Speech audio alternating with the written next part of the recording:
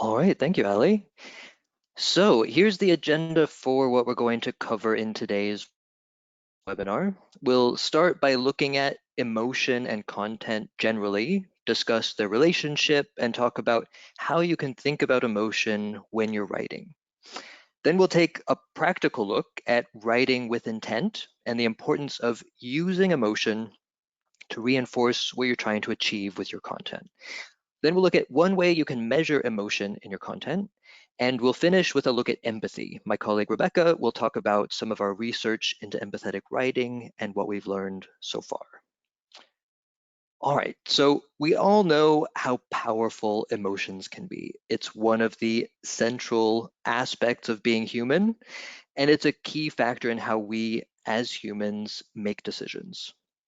We all like to think that we're rational and that we make decisions rationally, but emotion often plays a significant role, and being aware of that can really make a difference in how content is received and understood by your audience. So what makes emotions so powerful? One characteristic of emotions that makes them especially influential is that you feel them automatically, instinctively. They're these automatic responses that don't require you to actively think about something. So our brains can process emotional input without active cognition. And that's in contrast to a rational argument where you really have to think about and process what's being said. They're also really important for decision making because decisions often rely on emotional input. And emotions from previous experiences are key factors in helping us make new decisions. It's not enough to know what your options are, you have to know how you feel about them as well. And when emotions are used as a tool, they bring results. So ad campaigns that draw an emotion perform twice as well as purely rational campaigns.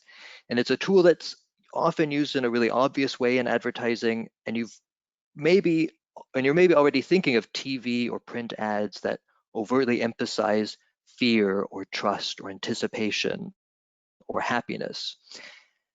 One good example of how emotional decision making wins over rational decision making is brand names versus generic products. Even when you might rationally know that a generic product is equivalent to a brand name product, how you feel about the brand can still be what gets you to buy that product over the generic one, even if it's more expensive. All right, so how are these emotions generally expressed in media?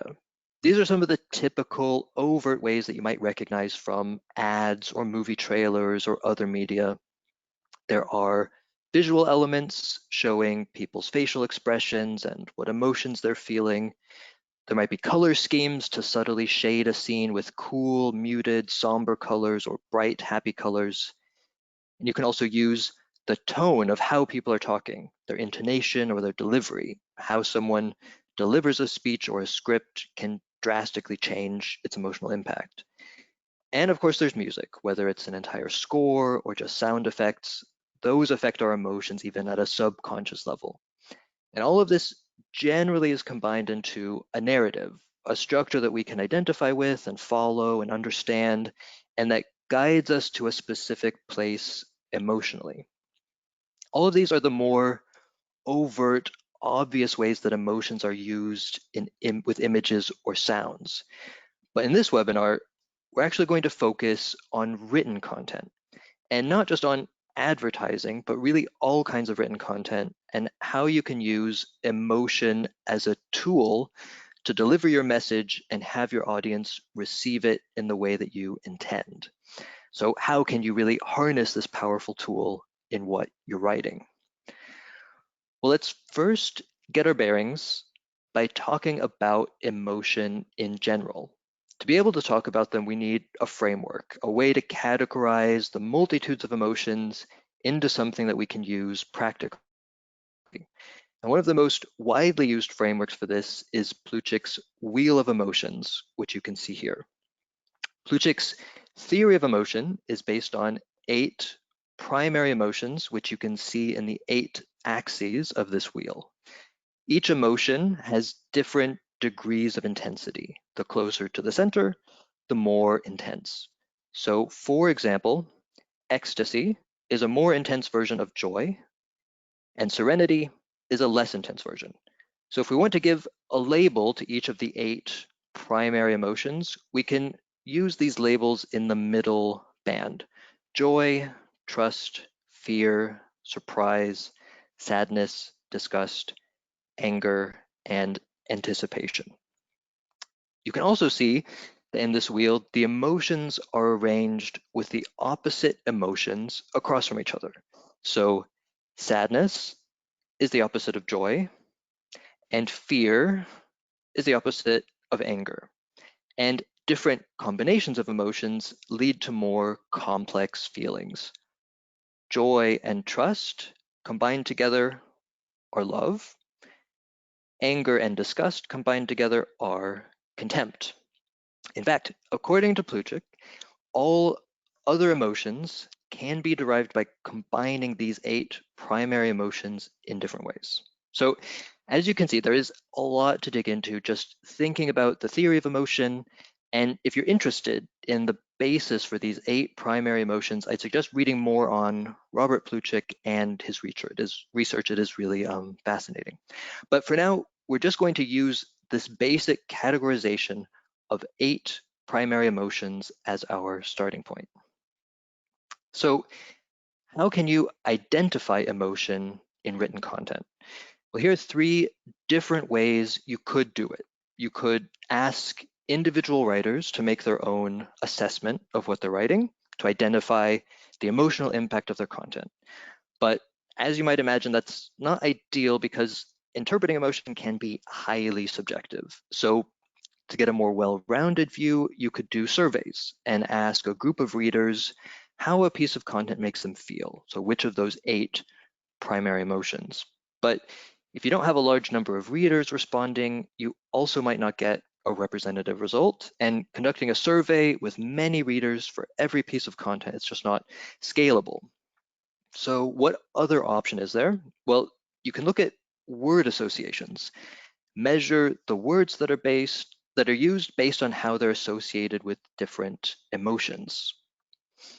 How can you do that? Well, fortunately, the National Research Council in Canada has already done quite a bit of research into word associations. They looked at how words are associated with sentiment. So broadly, is the word positive, negative, or neutral? And at how words are associated with the 8 primary emotions that we just looked at. They did this with a crowdsourcing approach and asked to what extent different words are associated with sentiment and emotions. And in the end, they produced a lexicon of more than 14,000 words categorized by their sentiment and emotional associations. So here's an example of the questions they asked. First, they ask a question to prime the respondent with the meaning of the word that they're looking for. As I'm sure you know, the same word can be associated with different emotions depending on its meaning. So here they're asking which word is closest in meaning to startle. It's automobile, shake, honesty, or entertain. And they're looking for the word startle with a meaning similar to shake. If somebody gives an answer other than shake, they throw out the entire response because either the respondent isn't paying attention or their understanding of the word startle isn't based on the meaning that they're looking for. So then they ask the specific questions about sentiment and emotion. How positive, good, or praising is the word startle? How negative, bad, or criticizing is the word startle? How much is the word startle associated with the emotion joy? For example, happy and fun are strongly associated with joy, and so on for the 8 other emotions. 7 other emotions. So this entire lexicon is available publicly online. You can look up individual words and get overall visualizations of the lexicon. So here I've highlighted one word so that you can see what it looks like. Abandon is associated with a negative sentiment, makes sense, and with the emotions fear and sadness. And so as you can see, this lexicon can be a really useful tool for understanding how individual words are related to these 8 primary emotions. And if you want to use this lexicon yourself, you can find it at this address in the bottom left, or you can just search for the NRC lexicon. That's the National Research Council lexicon. But let's take a step back. We have a framework of emotions and a method for identifying emotion, but what can you actually do with it? How do you use emotions in practice? The key is to make sure that you know what you're trying to achieve with your content, and then you can evaluate how emotion can help you get there. So first, you have to identify the intent of what you're writing. What is it that you're trying to accomplish? Then think about how emotion can affect the intent. What are the emotions that would help readers receive your message as you intend? And what are the emotions that would impede that? Then you can review how you've used emotions. With the approach that we've discussed, you can look at the words that you've used and the emotions they're associated with. And with that information, you can determine if there are any weak points that need to be changed. And finally, you should emphasize the right emotions and update your content so that the emotions that you use really reinforce what you're trying to achieve. So let's take a closer look at writing with intent and what that really means with a few practical examples. So here are 3 different intents or goals you might want to achieve with your content. 3 examples, of course, not a complete list of all possible goals, but you might want to reassure your readers because you're announcing changes and you want to do it in a way that doesn't make them apprehensive. Or you might want to excite them and amp up anticipation for something that's coming. Or you might want to convert your readers, get them interested in something that you have to offer. Well, let's start with reassure and a concrete example where we want to announce a change that doesn't make people apprehensive. So here we have an example announcement from Telencode, a fictitious company. They've had some internal restructuring and no longer have as many consultants available to work with individual customers. Of course, they have to announce this, but ideally, it would be announced in a way that doesn't make their audience afraid or upset. So let's take a look at this first draft. Changes to Telencode calling services. We're changing the services for our Telencode calling products. From October, you'll have access to a limited number of consultants. As you can see, it's to the point, it's factual, it gives people all the information they need in an announcement, what's changing and when, but how is it delivered? If we look at the words that are used and how they're associated with emotions, we can see some weak points. The words changes and changing are associated with fear, and the word limited is even associated with anger. And that makes sense. People are often nervous about change, and when you say that you're limiting their options, that could make them upset. So what can we do about that? Well, we want to get rid of words that are associated with fear and anger and use words that are either neutral or even better, associated with trust or even joy. So instead of changes, we can say improvements to put a positive, trusting spin on what will happen in October. Instead of changing, we can use the more neutral term updating. And instead of limited, we can use a less negative sounding streamlined.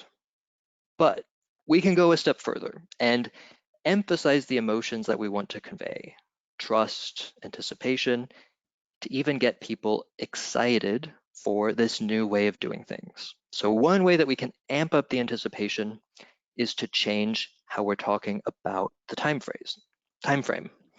So using a phrase like starting in makes it sound like something to look forward to. And we can add more information about what the change is. We can label what we're changing. It's an offering that we provide to increase the trust. And we can positively describe what will be different. It will be more efficient. We believe that we can provide the same offering just with a streamlined number of consultants, and not just any consultants, top consultants. So by making these adjustments, we can really flip the script from something that could make our audience nervous or upset to something they can actually look forward to just by paying attention to the words that we use. Let's take a look at another example where here the intent is to convert the reader. So we have a text from a law consulting company. It's information they've put on their website to let people know about a new regulation. So the first question is, what is the intent behind this? They're not a news service giving people updates on current events just for the sake of it. They want people to see them as knowledgeable experts on current issues and ideally become clients, of course. So let's see how this draft works with that intent in mind. Changes to regulations for data collection. In October, new regulations come into force related to data collection and privacy. Failure to comply can result in fines and penalties up to $20 million. If we look here at the words that are used, they're also fairly negative. A lot of fear, anger, sadness with words like changes, force, failure, penalties. But that might not be something we can or even need to change. When you look at what is changing, there's a reason to be nervous about it because there are potential consequences. But there's definitely something missing. If we want to convert people for them to become our clients, how will this message, as it's written here, help accomplish that? What we really need is to explicitly add that to the message and let people know that we're the experts and they can come to us. So we can add this to the end. We're here to help. With our expertise in working with authorities, we can provide advice and advocacy. And by using words like expertise, authorities, provide advice and advocacy, we add to the sense of trust and anticipation for our readers and lead them to the conclusion that we want them to end at. All right, so how can you measure the emotional impact of what you're writing? You can, of course, look up each individual word to see what emotions it's associated with and work from there. But beyond being tedious, with that approach, you're really missing the overall picture. So one thing that we've developed at Acrolinks is an app that can help measure and visualize emotions at the document level. And let me just set that up. All right. So we've built in the National Research Council's word associations into an app called Emolinks, and it's available to any Acrolinks Cloud customer. So let's take a look at what it does so you can get a sense of what it means to measure and visualize the emotion in a piece of content. I've taken that first example text and have it here in Word. And on the right-hand side, we have the Acrolinks sidebar, which many of you will recognize. There's a special section here for the Emolinks app. I can just click Analyze Emotions, and the app takes into account all of the word associations for this piece of content. First, there's a sentiment word cloud where you can see which words are negative in red, which words are positive in green, there are none here, and which words are neutral, those are the ones in gray. And like a typical word cloud, the size of the word represents how frequently that word is used. Now, this is a relatively short text, but you can imagine for a long text, it's a way to identify the main words and weight them by how frequently they're used. I can also click a word to see exactly where it's used in the content. Again, quite useful if you have a longer text. Below that, I have the emotional analysis in this pie chart. I can see the overall distribution for each emotion and the percent of words with emotional associations corresponding to each emotion. So as we can see here, there's fear, anger, and sadness, and I can click an emotion to see the words associated with it. So for fear, it's changes and changing. But let's revise as we discussed in the slides. Instead of changes, we talk about improvements. Instead of changing, it's updating. And instead of limited, it's streamlined. And let's analyze the emotions now. It already looks better. So we've removed the fear, the sadness, the anger, and we've replaced them with trust and joy. But as we saw, we can do better. We can get people excited. So what we want to do is add some anticipation. We can change from to starting in, and we can explain the change using words like offering and efficient.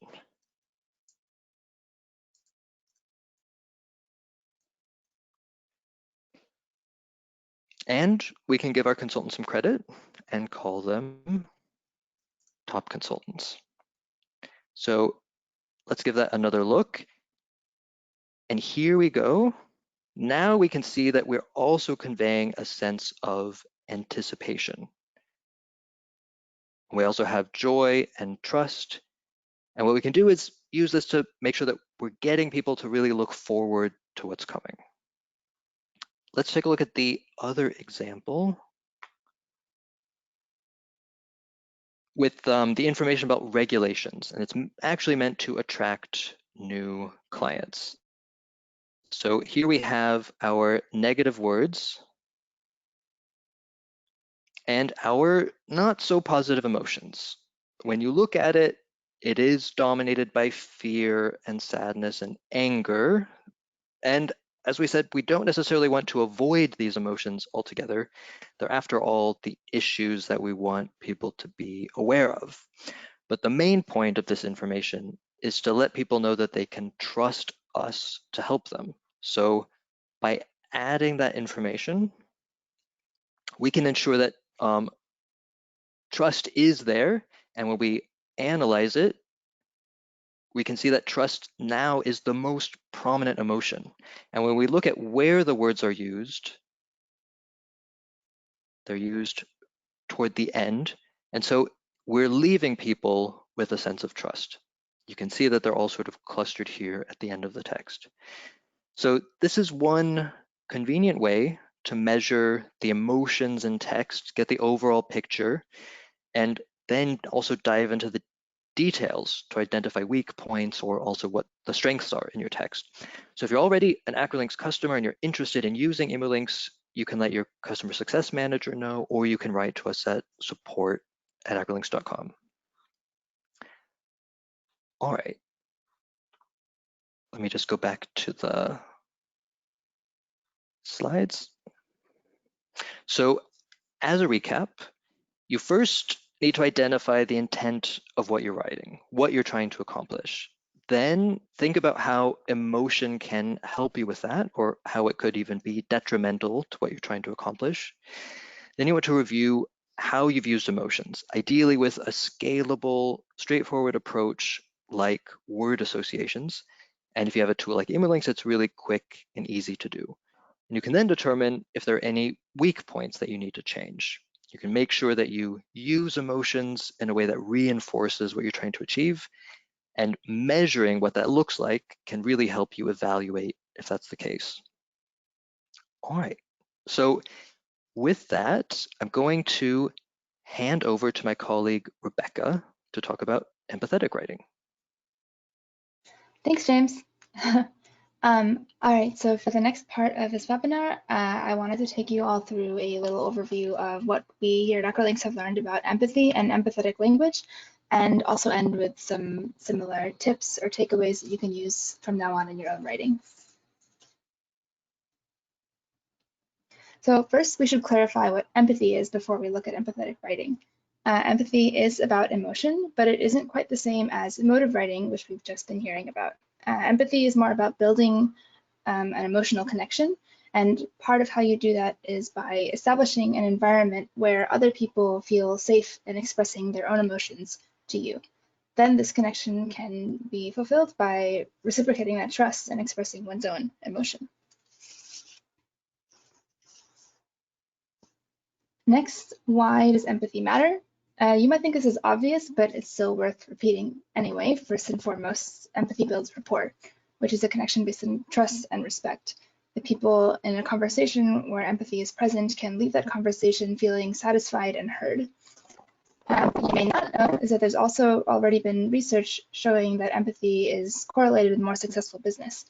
And when you think about this a little more, it might be unsurprising because a business with an empathetic culture will keep the best people working well in healthiest environments.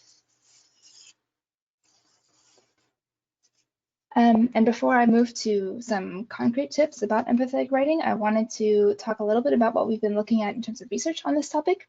So one area we've looked at is ambiguity. People tend to respond differently to the task of labeling sentences as high empathy, low empathy, or neutral. And this is a lot of why this is because empathy is very contextual. So I included some kind of ambiguous samples as I labeled them below.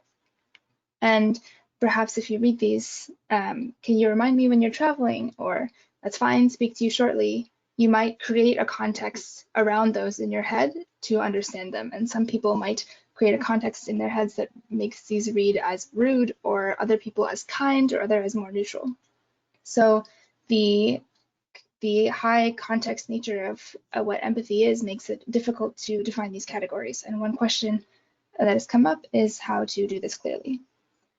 Another way we've been approaching this topic is using machine learning techniques to be able to automatically detect high and low empathy text. So if humans struggle with labeling these, what then can the most modern techniques, how can they learn about what empathy means? And using these methods, we have been able to conduct explorations into how empathetic language is used in practice. So this way, we've been able to see differences between, for example, between industries. Some industries might use more or less empathetic language than others, and even across individual companies within the same industry. So meaning that it also can differ by an individual brand. All right, so then I wanted to go into some ways that we can all write more empathetically. As discussed a little bit already, this is a pretty complex topic and a little bit understudied, but there are still some pointers that have come up in this research process and some things that we can take away. A couple of them have to do with the very definition of empathy, such as affirming the possible emotions of others. Here's an example. During this extremely difficult time, we want to help our customers connect with their loved ones. By acknowledging that a time is difficult, that too can be affirming. It doesn't have to be that you're directly speaking to someone and saying, I understand you feel this way. It can also be more subtle, as in this sense. Another way is to be specific.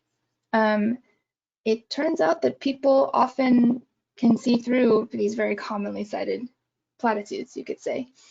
To be sincere requires a little bit, to come off as sincere, and to be sincere requires a little bit more.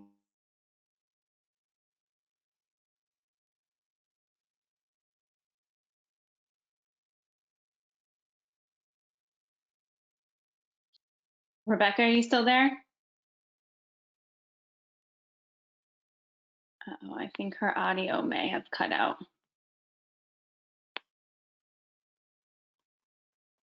Rebecca, I can see you're trying to continue, but it seems like your audio isn't working. Would you mind dialing in?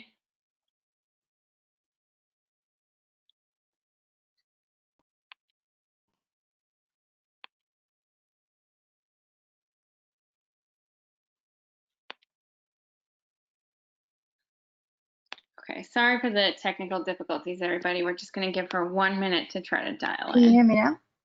Now we can hear you, yes. Hi. Can you hear us?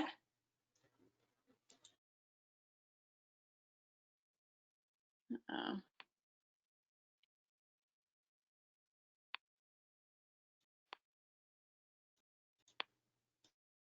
Rebecca, can you hear us?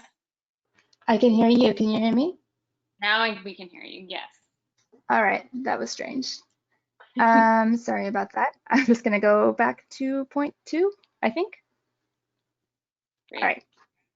I think I was actually might have been the third one. So to rejoin the conversation, what I was saying is that there are certain points that we need to remember in order to write empathetically. And one of them would be to be respectful, but not too formal. Formality can, if it's too used, can be interpreted as a certain emotional distance, which is also not ideal. So for example, please take this issue in priority. This has been open for months now. That can be read also as being low in empathy or not sympathetic. For perhaps saying a little bit more casually but still respectfully, can we move this up the list? And finally, the last point of the connection that is empathy is ensuring your own emotions. So when somebody has opened up to you or someone has expressed something to you, to share something back and match that. So our hearts go out to all those impacted by the disaster, the victims, their families, and their loved ones. And finally, to end with some don'ts. Some of these are the opposite of the previous ones, but also there are some more interesting things that have come up in our research. So one would be to avoid a lack of understanding. So saying something like it's not a big deal can be minimalizing. Avoid coldness in response to emotion. So if the correct response would be to open up in return, a unempathetic response would be to quickly move on when someone has expressed upsetness to you. Rudeness is another one that is fairly straightforward. Any slurs or swears or other categories of rudeness are also almost always recognized by people as being unempathetic. And lastly, what I think is quite interesting is that it is read as low empathy to be neutral when in a situation where emotion is called for. So while you might be talking about something completely uninteresting and an everyday thing and be speaking neutrally, that might be read as neutral. However, if you're talking about, for example, illness or death, if you have that same neutral tone, that is suddenly read by other people as being much lower in empathy. So it's not just because of this contextual understanding, it also is actually something to really avoid, being neutral in a context where emotion is actually expected.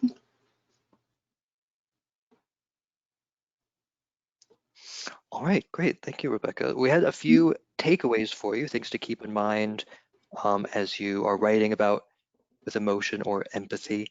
One is to keep in mind the intent behind what you're writing. What are you trying to achieve? That, of course, can be useful in general, but especially when you're thinking about how emotion can affect that. And then pay attention to the words that you use and avoid words that are associated with emotions that could take away from your message. On the side of empathetic writing, the takeaways are to remember that writing empathetically means both making an environment where other people can be open with their emotions and also sharing it in return. And finally, it's important to remember that empathy can be ambiguous and is very context dependent, but there are still things that can be kept in mind, such as affirming emotions and expressing emotion where it is called for in order to make your own writing more empathetic.